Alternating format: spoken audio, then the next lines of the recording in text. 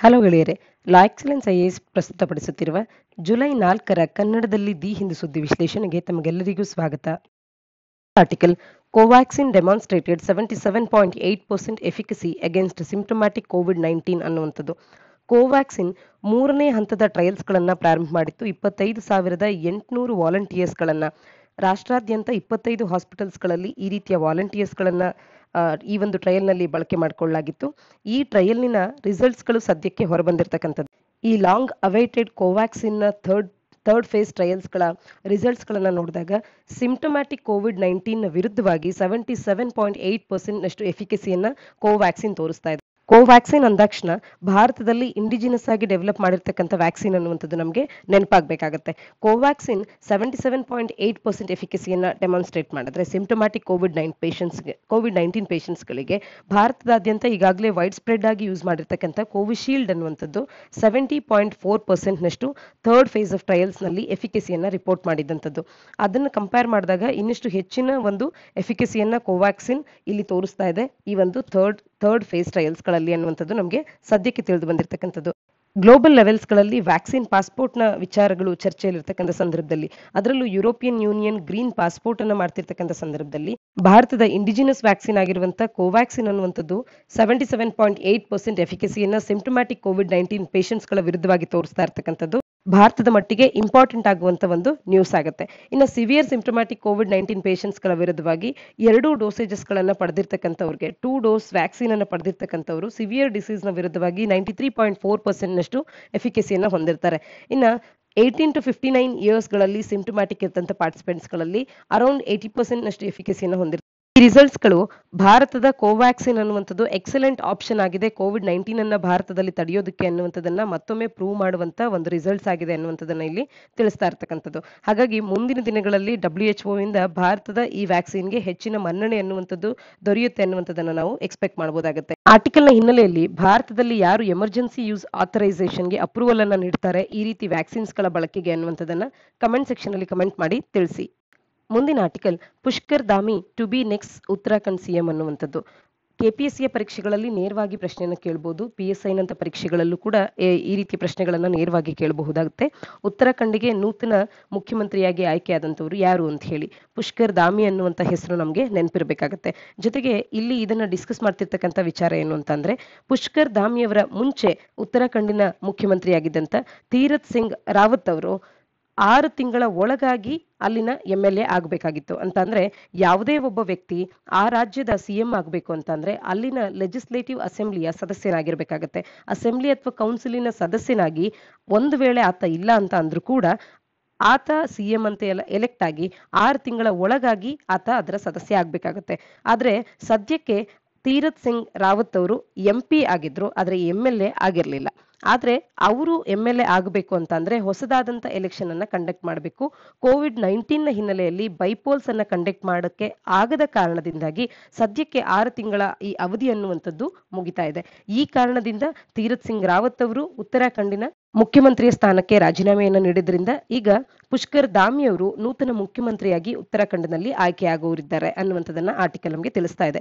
ಇಲ್ಲಿ ನಾವು ಪೊಲಿಟಿಗೆ ಸಂಬಂಧಪಟ್ಟಂತ ಈ ಅಂಶಗಳನ್ನ ತಿಳ್ಕೊಳ್ಬೇಕಾಗತ್ತೆ.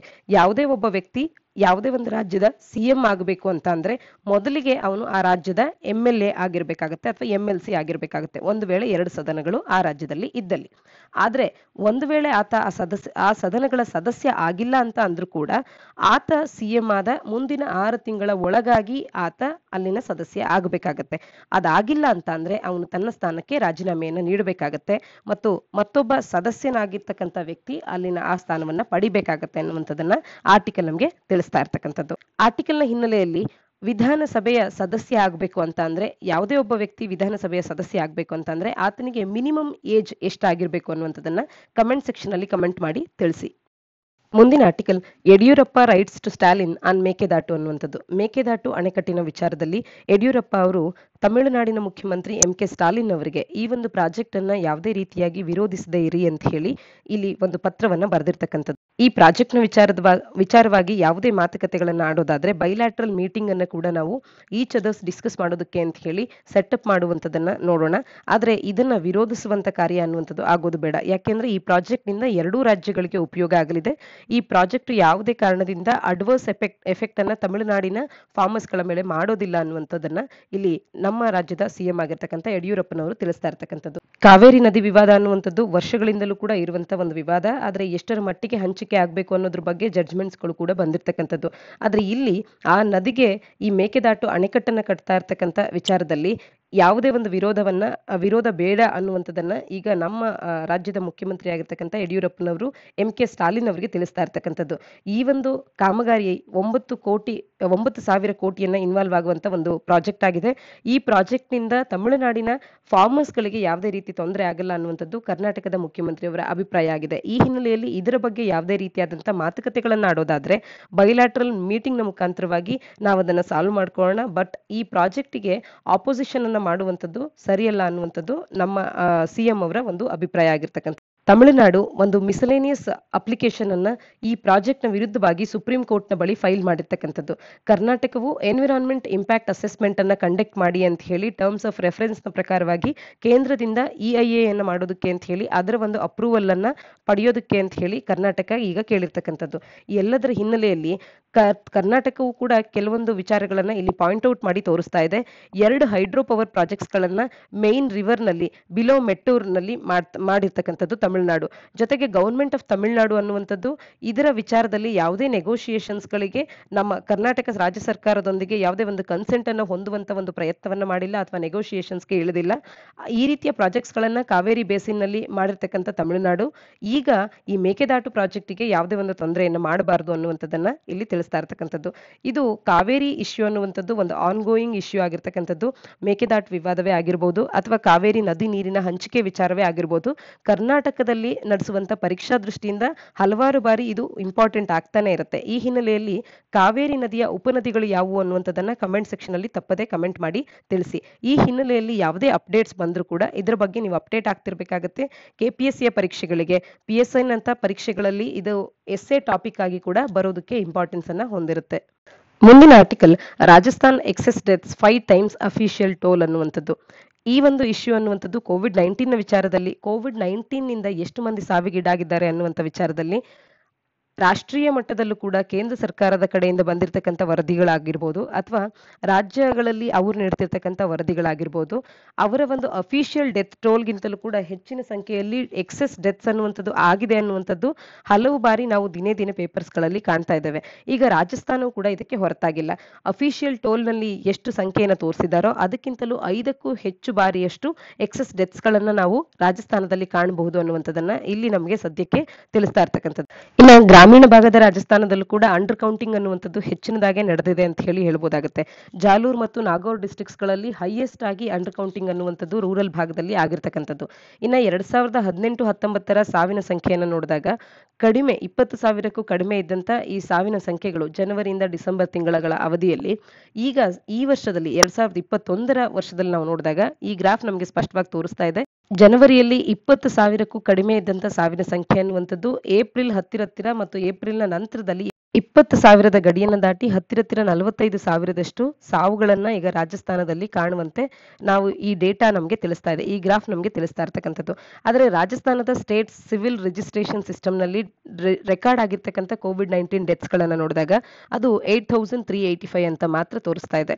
ಇದನ್ನ ನೋಡಿದಾಗ 5.4% ಪಟ್ಟು ಹೆಚ್ಚು ಸಾವಿನ ಸಂಖ್ಯೆ ಅನ್ನುವಂಥದ್ದು ನಮಗೆ ಕಾಣಿಸ್ತಾ ಇರ್ತಕ್ಕಂಥದ್ದು. ಅಂಡರ್ ಕೌಂಟಿಂಗ್ ಅನ್ನುವಂಥದ್ದು ಅಷ್ಟರ ಮಟ್ಟಿಗೆ ಆಗಿದೆ ಅನ್ನುವಂಥದ್ದನ್ನ ನಾವು ಗಮನಿಸಬಹುದಾಗುತ್ತೆ. ಇದು ಕೇವಲ ರಾಜಸ್ಥಾನದ ಒಂದು ವಿಚಾರ ಮಾತ್ರವೇ ಅಲ್ಲ, ಹಲವಾರು ರಾಜ್ಯಗಳಲ್ಲಿ ಇದೇ ರೀತಿಯಾದಂತಹ ಅಂಡರ್ ಕೌಂಟಿಂಗ್ ಆಗಿರ್ತಕ್ಕಂಥದ್ದು.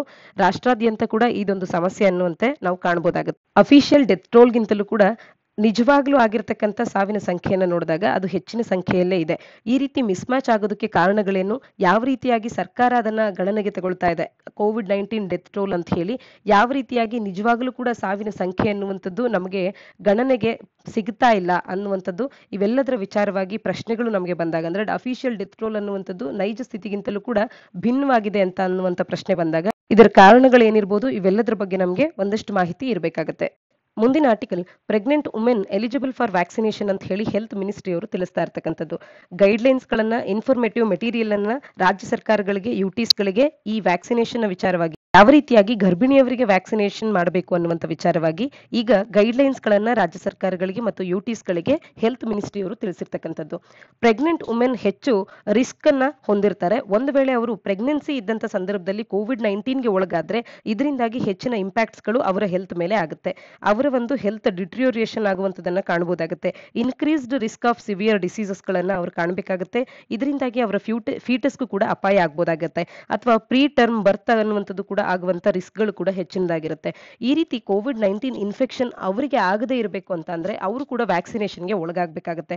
ಆದ್ರೆ ಪ್ರೆಗ್ನೆಂಟ್ ವುಮೆನ್ ವ್ಯಾಕ್ಸಿನೇಷನ್ಗೆ ಎಲಿಜಿಬಲ್ ಅನ್ನುವಂಥ ವಿಚಾರದಲ್ಲಿ ಸಾಕಷ್ಟು ಅಧ್ಯಯನಗಳು ನಡೀತಾ ಇತ್ತು. ಈಗ national technical advisory group on immunisation NTAGI ಈ ಒಂದು ಸಂಸ್ಥೆ ನೀಡಿರ್ತಕ್ಕಂಥ ರೆಕಮೆಂಡೇಶನ್ಸ್ ಗಳ ಆಧಾರದ ಮೇಲೆ ಯೂನಿಯನ್ ಹೆಲ್ತ್ ಮಿನಿಸ್ಟ್ರಿ ಅವರು ಪ್ರೆಗ್ನೆಂಟ್ ವುಮೆನ್ ಕೂಡ ವ್ಯಾಕ್ಸಿನೇಷನ್ಗೆ ಎಲಿಜಿಬಲ್ ಅನ್ನುವಂಥದ್ದನ್ನ ಸ್ಪಷ್ಟವಾಗಿ ತಿಳಿಸಿರ್ತಕ್ಕಂಥದ್ದು. ಪ್ರೆಗ್ನೆಂಟ್ ಇದ್ದಂತ ಸಂದರ್ಭದಲ್ಲಿ ಕೋವಿಡ್-19 ಇನ್ಫೆಕ್ಷನ್ಗೆ ಒಳಗಾದಂತ ಗರ್ಭಿಣಿಯರಿಗೆ increased risk of preterm birth ಆಗಿರ್ಬೋದು, ಅಥವಾ ಅದರ್ ಪ್ರೆಗ್ನೆನ್ಸಿ ಔಟ್ಕಮ್ಸ್ ಗಳಿಗೆ ಅಡ್ವರ್ಸ್ ಔಟ್ಕಮ್ಸ್ ಗಳನ್ನ ಅವರು ಫೇಸ್ ಮಾಡಬೇಕಾಗುತ್ತೆ. ಇವುಗಳ ಜೊತೆ ಹುಟ್ಟುವಾಗಲೇ ಮಗು ಸಾವಿಗೀಡಾಗುವಂತ ಸಂಭವವೂ ಕೂಡ ಹೆಚ್ಚಾಗಿರುತ್ತೆ.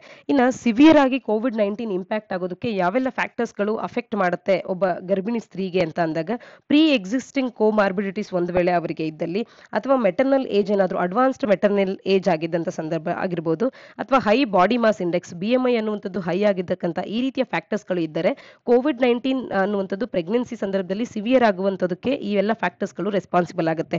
ಈ ರೀತಿಯಾಗಿ ಪ್ರೆಗ್ನೆಂಟ್ ವುಮೆನ್ ಹೆಚ್ಚಿನ ಒಂದು ರಿಸ್ಕ್ ಅನ್ನ ಹೊಂದಿರ್ತಾರೆ ಕೋವಿಡ್-19 ಅನ್ನ ಇನ್ಫೆಕ್ಷನ್ಗೆ ಒಳಗಾಗೋದಕ್ಕೆ, ಮತ್ತು ಇದರಿಂದ ಹೆಚ್ಚಿನ ಹೆಲ್ತ್ ರಿಪರ್ಕಷನ್ಸ್ ಗಳನ್ನ ಅವರು ಫೇಸ್ ಮಾಡಬೇಕಾಗಿ ಬರುತ್ತೆ. ಈ ಹಿನ್ನೆಲೆಯಲ್ಲಿ ಅವರು ಕೂಡ ವ್ಯಾಕ್ಸಿನೇಷನ್ಗೆ ಎಲಿಜಿಬಲ್ ಅನ್ನುವಂತ ಹೆಲ್ತ್ ಮಿನಿಸ್ಟ್ರಿಯ ಈ ಒಂದು ಗೈಡ್ಲೈನ್ಸ್ ಗಳು ಈಗೇನು ನೀಡಲ್ಪಟ್ಟಿದೆ ಇದು ಒಂದು ಸಂತಸದ ವಿಷಯ ಅಂತಾನೆ ಹೇಳ್ಬೋದಾಗುತ್ತೆ. ನ್ಯಾಷನಲ್ ಲೆವೆಲ್ ಕನ್ಸಲ್ಟೇಷನ್ ಅನ್ನುವಂಥದ್ದು ಸ್ಟೇಟ್ ಗವರ್ಮೆಂಟ್ಸ್ ಗಳ ರೆಪ್ರೆಸೆಂಟೇಟಿವ್ಸ್ ಗಳೊಟ್ಟಿಗೆ ಸದ್ಯಕ್ಕೆ ನಡೆದಿರ್ತಕ್ಕಂಥದ್ದು, ಜೊತೆಗೆ NGOs ಗಳೊಟ್ಟಿಗೆ ಕೂಡ ನಡೆದಿರ್ತಕ್ಕಂಥದ್ದು. ಇವೆಲ್ಲಗಳ ಸಹಾಯದಿಂದ ಈಗ ಪ್ರೆಗ್ನೆಂಟ್ ವುಮೆನ್ಸ್ ಗಳಿಗೆ ಆನ್ಲೈನ್ ಎನ್ರೋಲ್ಮೆಂಟ್ ಅನ್ನು ಕೂಡ ಈಗ ಕೋವಿಡ್-19 ವ್ಯಾಕ್ಸಿನೇಷನ್ಗೆ ಅಂತ ಹೇಳಿ ಕೋವಿನ್ ಪೋರ್ಟಲ್ ನಲ್ಲಿ ಮಾಡ್ಕೊಳ್ತಾ ಇದ್ದಾರೆ. ಜೊತೆಗೆ ವಾಕ್ ಇನ್ ರಿಜಿಸ್ಟ್ರೇಷನ್ ಕೂಡ ಇದೆ. ಒಟ್ಟಾರೆ ಅವರು ಕೂಡ ಈಗ ವ್ಯಾಕ್ಸಿನೇಷನ್ಗೆ ಎಲಿಜಿಬಲ್ ಅನ್ನುವಂಥದ್ದನ್ನ ಈ ಗೈಡ್ಲೈನ್ಸ್ ಗಳು ತಿಳಿಸ್ತಾ ಇರ್ತಕ್ಕಂಥದ್ದು. ಮುಂದಿನ article, number of jobs given in India crosses 35 crore ಅನ್ನುವಂಥದ್ದು. 35 ಕೋಟಿ ವ್ಯಾಕ್ಸಿನ್ ಡೋಸಸ್ ಗಳನ್ನ ಅಡ್ಮಿನಿಸ್ಟರ್ ಮಾಡಿರ್ತಕ್ಕಂಥದನ್ನ ಆರ್ಟಿಕಲ್ ನಮಗೆ ತಿಳಿಸ್ತಾ ಇದೆ. ಭಾರತದಲ್ಲಿ ಹೆಚ್ಚಿನ ಪಾಪ್ಯುಲೇಷನ್ ಅನ್ನುವಂಥದ್ದು ಇರುವಂತ ಕಾರಣದಿಂದ ಭಾರತದಾದ್ಯಂತ ವ್ಯಾಕ್ಸಿನೇಷನ್ ಅನ್ನುವಂಥದ್ದು ಎಷ್ಟು ವರ್ಷಗಳೇ ಹಿಡಿಯುತ್ತೋ ಅನ್ನುವಂಥ ಒಂದು ಪ್ರಶ್ನೆ ನಮ್ಮನ್ನ ಕಾಡ್ತಾ ಇತ್ತು. ಅಂದ್ರೆ ಹೆಚ್ಚಿನ ಪಾಪ್ಯುಲೇಷನ್ ಇರೋದ್ರಿಂದ ವ್ಯಾಕ್ಸಿನೇಟ್ ಮಾಡುವಂತ ಸಂದರ್ಭ ಅನ್ನುವಂಥದ್ದು, ಮತ್ತು ನಮಗೆ ಇವುಗಳ ಸ್ಟಾಕ್ ಯಾವಾಗ ದೊರಕಬಹುದು, ಇಷ್ಟು ಹೆಚ್ಚಿನ ಸಂಖ್ಯೆಯಲ್ಲಿ ವ್ಯಾಕ್ಸಿನ್ಸ್ ಗಳ ಅವೈಲಬಿಲಿಟಿ ಯಾವಾಗ ಆಗಬಹುದು ಅನ್ನುವಂಥದ್ದು, ಈ ರೀತಿ ಹಲವಾರು ಪ್ರಶ್ನೆಗಳು ಕಾಡ್ತಾ ಇತ್ತು. ಆದ್ರೆ ಭಾರತದಲ್ಲಿ ಸದ್ಯಕ್ಕೆ 35 ಕೋಟಿಯಷ್ಟು ವ್ಯಾಕ್ಸಿನ್ ಡೋಸಸ್ ಗಳನ್ನ ಅಡ್ಮಿನಿಸ್ಟರ್ ಮಾಡಲಾಗಿದೆ ಅನ್ನುವಂಥದ್ದನ್ನ ಕ್ಯುಮ್ಯುಲೇಟಿವ್ ನಂಬರ್ ನೋಡಿದಾಗ ನಮಗೆ ತಿಳಿದು ಬರ್ತಾ ಇದೆ. New phase of universalization of ಕೋವಿಡ್-19 ವ್ಯಾಕ್ಸಿನೇಷನ್ ಅನ್ನುವಂಥದ್ದು ಜೂನ್ 21ರಿಂದ ಪ್ರಾರಂಭ ಆಗಿದೆ. ಇದರಲ್ಲಿ 57.36 ಲಕ್ಷ ವ್ಯಾಕ್ಸಿನ್ ಡೋಸಸ್ ಗಳನ್ನ ಈಗಾಗಲೇ ದೇಶಾದ್ಯಂತ ನೀಡಲಾಗಿದೆ ಅನ್ನುವಂಥದ್ದನ್ನ ತಿಳಿಸ್ತಾ ಇರ್ತಕ್ಕಂಥದ್ದು. ಒಟ್ಟಾರೆ ಭಾರತದಲ್ಲಿ ಈಗಾಗಲೇ 35 ಕೋಟಿಯಷ್ಟು ವ್ಯಾಕ್ಸಿನ್ ಡೋಸಸ್ ಗಳನ್ನ ಅಡ್ಮಿನಿಸ್ಟರ್ ಮಾಡಲಾಗಿದೆ ಅನ್ನುವಂಥದ್ದು ನಮಗೆ ತಿಳಿದಿರಬೇಕಾಗುತ್ತೆ. ಅದರಲ್ಲಿ ಉತ್ತರ ಪ್ರದೇಶ್, ಮಧ್ಯಪ್ರದೇಶ್, ರಾಜಸ್ಥಾನ, ತಮಿಳುನಾಡು, ಬಿಹಾರ್, ಗುಜರಾತ್, ಕರ್ನಾಟಕ, ಮಹಾರಾಷ್ಟ್ರದಂತ ದೊಡ್ಡ ರಾಜ್ಯಗಳು 50 ಲಕ್ಷಕ್ಕೂ ಹೆಚ್ಚು ಡೋಸೇಜಸ್ ಆಫ್ ಕೋವಿಡ್-19 ವ್ಯಾಕ್ಸಿನ್ಸ್ ಗಳನ್ನ 18ರಿಂದ 44 ವರ್ಷದ ಅವಧಿ ಇರುವಂತವರಿಗೆ ಅಡ್ಮಿನಿಸ್ಟರ್ ಮಾಡಿರ್ತಕ್ಕಂಥದ್ದು. ಇನ್ನು ಆಂಧ್ರ ಪ್ರದೇಶ್, ಅಸ್ಸಾಂ, ಛತ್ತೀಸ್ಗಢ, ಡೆಲ್ಲಿ, ಹರಿಯಾಣ, ಜಾರ್ಖಂಡ್, ಕೇರಳ, ತೆಲಂಗಾಣ, ಹಿಮಾಚಲ್ ಪ್ರದೇಶ್, ಒಡಿಶಾ, ಪಂಜಾಬ್, ಉತ್ತರಾಖಂಡ್, ವೆಸ್ಟ್ ಬೆಂಗಾಲ್ ಇಲ್ಲಿ 10 ಲಕ್ಷಕ್ಕೂ ಹೆಚ್ಚು ಬೆನಿಫಿಷಿಯರೀಸ್ಗಳು 18ರಿಂದ 44 ವರ್ಷದ ವಯಸ್ಸಿನೊಳಗೆ 1 ಡೋಸ್ ಆಫ್ ವ್ಯಾಕ್ಸಿನ್ಸ್ ಗಳನ್ನ ಪಡ್ಕೊಂಡಿರ್ತಕ್ಕಂಥದ್ದು. ಮುಂದಿನ article, China goes malaria free with multi pronged health strategy ಅನ್ನುವಂಥದ್ದು. ಚೀನಾ ಮಲೇರಿಯಾ ಫ್ರೀ ಆಗಿದೆ ಅನ್ನುವಂಥದ್ದನ್ನ WHO ಈಗ ಡಿಕ್ಲೇರ್ ಮಾಡಿರ್ತಕ್ಕಂಥದ್ದನ್ನ ಆರ್ಟಿಕಲ್ ನಮಗೆ ತಿಳಿಸ್ತಾ ಇದೆ. ಇದೊಂದು ಇಂಪಾರ್ಟೆಂಟ್ ಆರ್ಟಿಕಲ್ ಅಂತ ಕೂಡ ಹೇಳ್ಬೋದು. ಇತ್ತೀಚೆಗೆ ಯಾವ ರಾಷ್ಟ್ರ ಮಲೇರಿಯಾ ಫ್ರೀ ಅಂತ ಹೇಳಿ ಗುರುತಿಸ್ಕೊಳ್ತು WHO ಇಂದ ಅನ್ನುವಂಥ ಪ್ರಶ್ನೆಯನ್ನ ನೇರವಾಗಿ ಕೇಳಬಹುದಾಗುತ್ತೆ. ಇನ್ನ ಯಾವುದೇ ಒಂದು ರಾಷ್ಟ್ರ ಮಲೇರಿಯಾ ಫ್ರೀ ಅಂತ ಹೇಳಿ ಗುರುತಿಸ್ಕೊಳ್ಬೇಕು ಅಂತ ಅಂದ್ರೆ ಸುದೀರ್ಘವಾಗಿ ಕಂಟಿನ್ಯೂಸ್ ಆಗಿ 4 ವರ್ಷಗಳ ಅವಧಿಯಲ್ಲಿ ಯಾವುದೇ ಲೋಕಲ್ ಕೇಸಸ್ಗಳು, ಮಲೇರಿಯಾದ ಕೇಸಸ್ಗಳು ರಿಜಿಸ್ಟರ್ ಆಗಿಲ್ಲ ಅಂತ ಅಂದ್ರೆ ಆಗ ಯಾವುದೇ ಒಂದು ರಾಷ್ಟ್ರವನ್ನ ಮಲೇರಿಯಾ ಫ್ರೀ ಕಂಟ್ರಿ ಅಂತ ಹೇಳಿ WHO ಡಿಕ್ಲೇರ್ ಮಾಡುತ್ತೆ. ಇದನ್ನ ಯಾರು ಡಿಕ್ಲೇರ್ ಮಾಡ್ತಾರೆ ಅಂತ ಅಂದ್ರೆ WHO ಅನ್ನುವಂಥದ್ದು ಕೂಡ ತಿಳಿದಿರಬೇಕಾಗುತ್ತೆ. ಈಗ ಕಳೆದ 4 ವರ್ಷಗಳಿಂದ ಚೀನಾದಲ್ಲಿ ಮಲೇರಿಯಾದ ಕೇಸಸ್ಗಳು ಲೋಕಲ್ ಆಗಿ ಕಂಡು ಬಂದಿಲ್ಲದ ಕಾರಣದಿಂದ ಈಗ ಚೀನಾವನ್ನ ಮಲೇರಿಯಾ ಫ್ರೀ ಕಂಟ್ರಿ ಅಂತ ಹೇಳಿ ಗುರುತಿಸಲಾಗಿರ್ತಕ್ಕಂಥದ್ದು. ಇನ್ನ 2020ರ ವರ್ಲ್ಡ್ ಮಲೇರಿಯಾ ರಿಪೋರ್ಟ್ ಅನ್ನು ನಾವು ನೋಡಿದಾಗ 4,09,000 ಮಂದಿ ಜಗತ್ತಿನಾದ್ಯಂತ ಈ ಮಲೇರಿಯಾಗೆ ಸಾವಿಗೀಡಾಗಿರ್ತಕ್ಕಂಥದ್ದು. ಅದರಲ್ಲಿ 2020ರ ರಿಪೋರ್ಟ್ ಅನ್ನು ನೋಡಿದಾಗ ಮೆಜಾರಿಟಿ ಆಫ್ ದಿ ಕೇಸಸ್ ಅನ್ನುವಂಥದ್ದು ಆಫ್ರಿಕಾ, ಇಂಡಿಯಾ ಮತ್ತು ಸೌತ್ ಈಸ್ಟ್ ಏಷ್ಯಾದಲ್ಲಿ ರೆಕಾರ್ಡ್ ಆಗಿದೆ ಅಂತ ತಿಳಿಸ್ತಾ ಇದ್ದಾರೆ.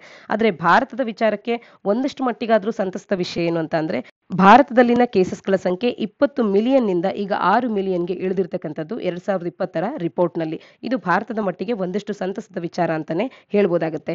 ಇನ್ನ ಯಾವ ರೀತಿಯ ಒಂದು ಸ್ಟ್ರಾಟಜಿಯನ್ನ ಫಾಲೋ ಮಾಡಿದ್ರು ಚೈನಾದವರು ಇಂಥ ಒಂದು ಸ್ಟೇಟಸ್ ಅನ್ನು ಪಡ್ಕೊಳ್ಳೋದಕ್ಕೆ ಅಂತಂದ್ರೆ 137 ಸ್ಟ್ರಾಟಜಿ ಅನ್ನುವಂಥದ್ದು ನಮಗೆ ನೆನಪಿರ್ಬೇಕಾಗತ್ತೆ. ನಾವು ಮಲೇರಿಯಾಕ್ಕೆ ಸಂಬಂಧಪಟ್ಟಂತೆ ಅಥವಾ ಯಾವುದೇ ಒಂದು ಕಾಯಿಲೆಯನ್ನ ಆ ಒಂದು ಕಾಯಿಲೆಯ ಮುಕ್ತ ಭಾರತ ಅಂತ ಗುರುತಿಸ್ಕೊಳ್ಬೇಕು ಅಂತಂದ್ರೆ ಯಾವ ರೀತಿಯಾಗಿ ವರ್ಕ್ ಮಾಡಬೇಕು ಅಂತ ಹೇಳಿ ಉತ್ತರಗಳನ್ನ ಒಂದು ವೇಳೆ ನಾವು ಅಡ್ರೆಸ್ ಮಾಡ್ತಾ ಇದ್ರೆ ಅಂತ ಸಂದರ್ಭದಲ್ಲಿ ಮಲೇರಿಯಾ ಮುಕ್ತ ಅನ್ನುವಂಥ ಒಂದು ಬಿರುದನ್ನ ಚೀನಾ ಪಡೆಯೋದಕ್ಕೆ 137 ಸ್ಟ್ರಾಟಜಿಯನ್ನ ಫಾಲೋ ಮಾಡಿತ್ತು ಅನ್ನುವಂಥ ಒಂದು ಅಂಶ ನಮಗೆ ತಿಳಿದಿರಬೇಕಾಗುತ್ತೆ. ಇನ್ನ KPSC ಅಥವಾ UPSC ಪರೀಕ್ಷೆಗಳಲ್ಲೂ ಕೂಡ ಈ ಒಂದು ಸ್ಟ್ರಾಟಜಿ ಬಗ್ಗೆ 137 ಸ್ಟ್ರಾಟಜಿ ಅನ್ನುವಂಥದ್ದು ಏನು ಅಂತ ಹೇಳಿ ಕೇಳಬಹುದಾಗುತ್ತೆ. ಚೀನಾ ಮಲೇರಿಯಾವನ್ನ ಫೇಸ್ ಮಾಡೋದಕ್ಕೆ, ಮಲೇರಿಯಾವನ್ನ ಫೈಟ್ ಮಾಡೋದಕ್ಕೆ ಹೊಂದಿದ್ದಂತ ಒಂದು ಸ್ಟ್ರಾಟಜಿ ಅನ್ನುವಂಥದ್ದು ಗೊತ್ತಿರಬೇಕಾಗತ್ತೆ. ಇಲ್ಲಿ 137 ಅಂತ ಅಂದ್ರೆ 1 ಅನ್ನುವಂಥದ್ದು 1 ಡೇ ಡೆಡ್ಲೈನ್ ಅನ್ನ ಮಲೇರಿಯಾದ ರಿಪೋರ್ಟ್ ಮಲೇರಿಯಾ ಡಯಾಗ್ನೋಸ್ ಮಾಡಿ ಅದರ ಒಂದು ರಿಪೋರ್ಟ್ ಅನ್ನ ನೀಡೋದಕ್ಕೆ 1 ಡೇ ಡೆಡ್ಲೈನ್ ಅನ್ನ ಹೊಂದಿದ್ದು. ಇನ್ನು ಈ ಕೇಸನ್ನ ಕನ್ಫರ್ಮ್ ಮಾಡಿ ಅದರ ಒಂದು ಸ್ಪ್ರೆಡ್ ಅನ್ನ ಡಿಟರ್ಮೈನ್ ಮಾಡೋದಕ್ಕೆ 3 ದಿನಗಳ ಅವಧಿ ಸಿಗ್ತಾ ಇತ್ತು. ಅದರ ಜೊತೆಗೆ ಇದಕ್ಕೆ ಒಂದು ಮೆಜರ್ಸ್ ಗಳನ್ನ ತಗೊಂಡು ಹೈ ರಿಸ್ಕ್ ಏರಿಯಾಸ್ ಗಳನ್ನ ಗುರುತಿಸಿ ಅಲ್ಲಿ ಸರ್ವೈಲೆನ್ಸ್ ಅನ್ನ ಕಂಟಿನ್ಯೂ ಮಾಡಿ 7th ಡೇ ಒಳಗೆ ಈ ಸ್ಪ್ರೆಡ್ ಆಗದೆ ಇರುವಂತೆ ಅದನ್ನ ಸ್ಟಾಪ್ ಮಾಡುವಂತೆ ನೋಡ್ಕೊಳ್ಳುವಂತ ಮೆಜರ್ಸ್ ಗಳನ್ನ ತಗೊಳ್ಳುವಂಥದ್ದು. ಈ ರೀತಿ 137 ಸ್ಟ್ರಾಟಜಿಯನ್ನ ಚೀನಾದವರು ಫಾಲೋ ಮಾಡಿದ್ರು. 4 ಕಾನ್ಸಿಕ್ಯೂಟಿವ್ ಇಯರ್ಸ್ ಗಳಲ್ಲಿ ಚೀನಾ ಯಾವುದೇ ಲೋಕಲ್ ಕೇಸಸ್ ಗಳನ್ನ ಮಲೇರಿಯಾದಲ್ಲಿ ಸದ್ಯಕ್ಕೆ ರಿಪೋರ್ಟ್ ಮಾಡಿಲ್ಲ. ಎಲ್ಲದರ ಹಿನ್ನೆಲೆಯಲ್ಲಿ WHO ಚೀನಾವನ್ನ ಮಲೇರಿಯಾ ಫ್ರೀ ಕಂಟ್ರಿ ಅಂತ ಹೇಳಿ ಈಗ ಅನೌನ್ಸ್ ಮಾಡಿರ್ತಕ್ಕಂಥದ್ದು. ಯಾವ ಕಂಟ್ರಿಯನ್ನ ಅನೌನ್ಸ್ ಮಾಡಿದ್ರು ಅನ್ನುವಂಥದ್ದಾಗಿರ್ಬೋದು, ಯಾವ ರೀತಿಯಾಗಿ ಯಾವ ಬೇಸಿಸ್ನ ಆಧಾರದ ಮೇಲೆ ಅವರಿಗೆ ಈ ರೀತಿಯ ಒಂದು ಸ್ಟೇಟಸ್ ಅನ್ನ ನೀಡಲಾಗಿದೆ ಅನ್ನುವಂಥದ್ದಾಗಿರ್ಬೋದು, ಯಾರು ಮಲೇರಿಯಾ ಫ್ರೀ ಕಂಟ್ರಿ ಅಂತ ಹೇಳಿ ಡಿಕ್ಲೇರ್ ಮಾಡುವಂತ ಒಂದು ಅಧಿಕಾರವನ್ನು ಹೊಂದಿದ್ದಾರೆ ಅಥವಾ ಡಿಕ್ಲರೇಷನ್ ಅನ್ನು ಯಾರು ಮಾಡ್ತಾರೆ ಅನ್ನುವಂಥದ್ದಾಗಿರ್ಬೋದು, ಚೈನಾ ಫಾಲೋ ಮಾಡುವಂತ ಈ ಸ್ಟ್ರಾಟಜಿ 137 ಸ್ಟ್ರಾಟಜಿ ಅನ್ನುವಂಥದ್ದಾಗಿರ್ಬೋದು, ಇದ್ರ ಬಗ್ಗೆ ಈ ಯಾವುದೇ ವಿಚಾರದ ಬಗ್ಗೆ ಪ್ರಶ್ನೆಗಳು ಬರ್ಬೋದಾಗಿರುತ್ತೆ. ಇದ್ರ ಬಗ್ಗೆ ಕೂಡ ನಮಗೆ ಸ್ಪಷ್ಟತೆ ಇರಬೇಕಾಗುತ್ತೆ. ಇನ್ನು ಮಲೇರಿಯಾ ಕಾಯಿಲೆ ಬಗ್ಗೆ ಒಂದಷ್ಟು ಮಾಹಿತಿನ ತಿಳ್ಕೊಳ್ಳೋದಾದ್ರೆ ಮಸ್ಕಿಟೋ ಬೈಟ್ ನಿಂದ ಬರುವಂತ ಒಂದು ಕಾಯಿಲೆ ಇದು ಮಲೇರಿಯಾ ಆಗಿರ್ತಕ್ಕಂಥದ್ದು. ಪ್ಲಾಸ್ಮೋಡಿಯಂ ಪ್ಯಾರಾಸೈಟ್ ನಿಂದ ಈ ಕಾಯಿಲೆ ಬರುತ್ತೆ. ಈ ಒಂದು ಅಂಶಗಳು ನಮಗೆ ಪರೀಕ್ಷಾ ದೃಷ್ಟಿಯಿಂದ ಬಹಳನೇ important. Mosquito bite, plasmodium parasite ಇವೆಲ್ಲವೂ ಕೂಡ ನಮಗೆ ತಿಳಿದಿರಬೇಕಾಗುತ್ತೆ. ಇದು ಬೋತ್ ಹ್ಯೂಮನ್ಸ್ ಅನ್ನ ಮತ್ತು ಅದರ್ ಅನಿಮಲ್ಸ್ ಗಳನ್ನ ಕೂಡ ಅಫೆಕ್ಟ್ ಮಾಡುವಂಥದ್ದು. ಇನ್ನು ಮಲೇರಿಯಾದ ಸಿಂಪ್ಟಮ್ಸ್ ಗಳು ಅಂದಾಗ ಫ್ಯಾಟಿಗ್ ಆಗಿರ್ಬೋದು, ಚಿಲ್ಸ್, ಫೀವರ್ ಆಗಿರ್ಬೋದು, ನೈಟ್ ಸ್ವೆಟ್ಸ್ ಆಗುವಂಥದ್ದು, ಶಿವರಿಂಗ್ ಆಗುವಂಥದ್ದು, ಸ್ವೆಟ್ಟಿಂಗ್ ಆಗುವಂಥದ್ದು, ಈ ರೀತಿಯ ಸಿಂಪ್ಟಮ್ಸ್ ಗಳನ್ನ ಕಾಣಬಹುದು. ಭಾರತವು ಕೂಡ ಮಲೇರಿಯಾ ಮುಕ್ತ ಆಗಬೇಕು ಅಂತ ಅಂದ್ರೆ ಇನ್ನು we have a long way to go ಅನ್ನೋದಕ್ಕೆ ಇಲ್ಲಿ ಭಾರತದಲ್ಲಿ ಸದ್ಯಕ್ಕೆ 6 ಮಿಲಿಯನ್ ಕೇಸಸ್ಗಳನ್ನ ಈ 2020ರಲ್ಲಿ ಕಂಡಿರ್ತಕ್ಕಂಥದನ್ನ ರಿಪೋರ್ಟ್ ತಿಳಿಸ್ತಾ ಇರ್ತಕ್ಕಂಥದನ್ನ ಗಮನಿಸಬಹುದಾಗುತ್ತೆ. ಈ ಅಂಶವನ್ನು ಕೂಡ ನಾವು ಪರೀಕ್ಷಾ ದೃಷ್ಟಿಯಲ್ಲಿ ಉಪಯೋಗಿಸ್ಕೊಳ್ಬಹುದಾಗುತ್ತೆ. ಆರ್ಟಿಕಲ್ನ ಹಿನ್ನೆಲೆಯಲ್ಲಿ ಭಾರತದಲ್ಲಿ 2 ವರ್ಷದೊಳಗಿನ ಮಕ್ಕಳಿಗೆ ಮತ್ತು ಲ್ಯಾಕ್ಟೇಟಿಂಗ್ ಮದರ್ಸ್ಗೆ ಅಂತ ಹೇಳಿ ಯಾವ ಒಂದು ಇಮ್ಯುನೈಸೇಷನ್ ಡ್ರೈವ್ ಅನ್ನುವಂಥದ್ದು, ಇಮ್ಯುನೈಸೇಷನ್ ಪ್ರೋಗ್ರಾಮ್ ಅನ್ನುವಂಥದ್ದು ನಡೀತಾ ಇದೆ ಅನ್ನುವಂಥದ್ದನ್ನ ಕಮೆಂಟ್ ಸೆಕ್ಷನ್ ಅಲ್ಲಿ ಕಮೆಂಟ್ ಮಾಡಿ ತಿಳಿಸಿ. ಮುಂದಿನ article, can some states serve as a bellwether for the third wave ಅನ್ನುವಂಥದ್ದು. 3ನೇ ಅಲೆಗೆ ಬೆಲ್ ವೆದರ್ನ ರೀತಿಯಲ್ಲಿ ಕೆಲವು ರಾಜ್ಯಗಳು ಸರ್ವ್ ಮಾಡಬಹುದಾ ಅನ್ನುವಂಥದ್ದನ್ನ ಇಲ್ಲಿ ಡಿಸ್ಕಸ್ ಮಾಡ್ತಾ ಹೋಗಿದ್ದಾರೆ. Both in the first wave ಮತ್ತು ಸೆಕೆಂಡ್ ವೇವ್ನ ಸಂದರ್ಭದಲ್ಲಿ ಡೈಲಿ ಕೇಸಸ್ಗಳು ಇನ್ಕ್ರೀಸ್ ಆಗುವಂಥದ್ದನ್ನ ಫಸ್ಟ್ ರಿಪೋರ್ಟ್ ಮಾಡಿದಂಥದ್ದು ಮಹಾರಾಷ್ಟ್ರ, ಕೇರಳ ಮತ್ತು ಡೆಲ್ಲಿ ರಾಜ್ಯಗಳು. ಆದರೆ ಅಲ್ಲಿ ಸರಿಯಾದ ರೀತಿಯಲ್ಲಿ ಮುಂದಿನ ದಿನಗಳಲ್ಲಿ ನಿಭಾಯಿಸುವಂತ ಕರ್ತವ್ಯವನ್ನ ಮಾಡ್ತಾ ಹೋದ್ರು. ಮಹಾರಾಷ್ಟ್ರ, ಕೇರಳ, ಡೆಲ್ಲಿಯಂತೆ ಮುಂದಿನ ದಿನಗಳಲ್ಲಿ ಬೇರೆ ಬೇರೆ ರಾಜ್ಯ ಸರ್ಕಾರಗಳು ಕೂಡ ರೆಸ್ಪಾಂಡ್ ಮಾಡಬೇಕಾಗುತ್ತೆ ಅನ್ನುವಂಥದ್ದನ್ನ ಆರ್ಟಿಕಲ್ ನಲ್ಲಿ ತಿಳಿಸ್ತಾ ಇರ್ತಕ್ಕಂಥದ್ದು. ಇನ್ನ ಮುಖ್ಯವಾಗಿ ಯಾವ ಅಂಶಗಳಿಗೆ ಗಮನ ಕೊಡಬೇಕು ಅಂದಾಗ ಟೆಸ್ಟಿಂಗ್ ಮತ್ತು ಸರ್ವೈಲೆನ್ಸ್ ಅನ್ನುವಂಥದ್ದು ನಡೀತಾನೆ ಇರಬೇಕಾಗತ್ತೆ. ಇನ್ನ ಎಲ್ಲಿ ಈ ಒಂದು ಫ್ಯೂಚರ್ ಸರ್ಜಸ್ಗಳು ಆಗ್ಬೋದು ಅನ್ನುವಂಥದ್ದನ್ನ ಪ್ರೆಡಿಕ್ಟ್ ಮಾಡುವಂಥದ್ದು ನಮ್ಮ ಒಂದು ಮುಖ್ಯವಾದಂತ ಗಮನ ಆಗಿರ್ಬೇಕಾಗತ್ತೆ. ಲಾರ್ಜ್ ಮತ್ತು ಡೈವರ್ಸ್ ಕಂಟ್ರಿ ಆದಂತ ಭಾರತದಂತ ಕಂಟ್ರಿಯಲ್ಲಿ ನ್ಯೂ ವೇರಿಯಂಟ್ ಆಫ್ ಕನ್ಸರ್ನ್ ಅನ್ನುವಂಥದ್ದು ಎಲ್ಲಿ ಬೇಕಾದ್ರೂ ಕೂಡ ಯಾವಾಗ ಬೇಕಾದ್ರೂ ಕೂಡ ಎಮರ್ಜ್ ಆಗ್ಬೋದಾಗುತ್ತೆ. ಹಾಗಾಗಿ ನ್ಯೂ ಸರ್ಜಸ್ ಅನ್ನುವಂಥದ್ದು ಎಲ್ಲಿ ಆಗ್ತಾ ಇದೆ ಅನ್ನುವಂಥದ್ದು ನಮಗೆ ಮುಖ್ಯವಾದಂತ ಒಂದು ಗಮನ ಅನ್ನುವಂಥದ್ದು ಇರಬೇಕಾಗುತ್ತೆ. ಮ್ಯಾಗ್ನಿಟ್ಯೂಡ್ ಆಫ್ ಸಸೆಪ್ಟಿಬಲ್ ಪಾಪ್ಯುಲೇಷನ್ ಎಷ್ಟಿದ್ದಾರೆ ಅನ್ನುವಂಥದ್ದಾಗಿರ್ಬೋದು, ಪಾಪ್ಯುಲೇಷನ್ ಡೆನ್ಸಿಟಿ ಆಧಾರದ ಮೇಲೆ ಮೊಬಿಲಿಟಿ ಮತ್ತು ಸರ್ವೈಲೆನ್ಸ್ ಮೆಷರ್ಸ್ ಗಳನ್ನ ಎಷ್ಟರ ಮಟ್ಟಿಗೆ ಇಂಪ್ಲಿಮೆಂಟ್ ಮಾಡಿದ್ದಾರೆ, ಇವೆಲ್ಲದರ ಆಧಾರದ ಮೇಲೆ ನ್ಯೂ ಸರ್ಜಸ್ಗಳು ಎಲ್ಲಿ ಬೇಕಾದ್ರೂ ಅರೈಸ್ ಆಗ್ಬೋದಾಗುತ್ತೆ.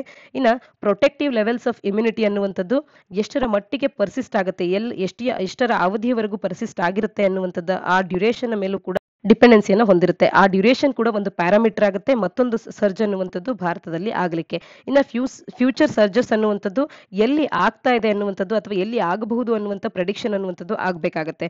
ಲೋ ಸೀರೋ ಪ್ರಿವಿಲೆನ್ಸ್ ಅನ್ನುವಂಥದ್ದು ಜೊತೆಗೆ ಹೈ ಪಾಪ್ಯುಲೇಷನ್ ಡೆನ್ಸಿಟಿ ಮತ್ತು ಮೊಬಿಲಿಟಿ ಇರುವಂಥ ಏರಿಯಾಸ್ಗಳಲ್ಲಿ ಈ ಫ್ಯೂಚರ್ ಸರ್ಜಸ್ ಆಗ್ಬೋದು ಅನ್ನುವಂಥ ಎಕ್ಸ್ಪೆಕ್ಟೇಷನ್ ಇದೆ. ಅಲ್ಲಿ ಸರ್ವೈಲೆನ್ಸ್ ಅನ್ನ ಹೆಚ್ಚು ಮಾಡಬೇಕಾಗತ್ತೆ.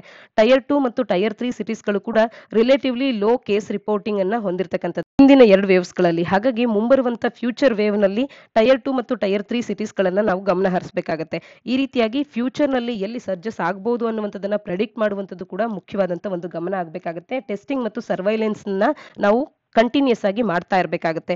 ಎಲ್ಲದರಿಂದ ಮುಂಬರುವಂತ ಥರ್ಡ್ ವೇವ್ ನಲ್ಲಿ ಕೆಲವು ರಾಜ್ಯಗಳು ಬೆಲ್ ವೆದರ್ನ ರೀತಿಯಲ್ಲಿ ಕೆಲವು ರಾಜ್ಯಗಳು ಪ್ಲೇ ಮಾಡಬಹುದಾಗುತ್ತೆ, ಅವರ ಒಂದು ಪಾತ್ರವನ್ನು ವಹಿಸಬಹುದಾಗುತ್ತೆ.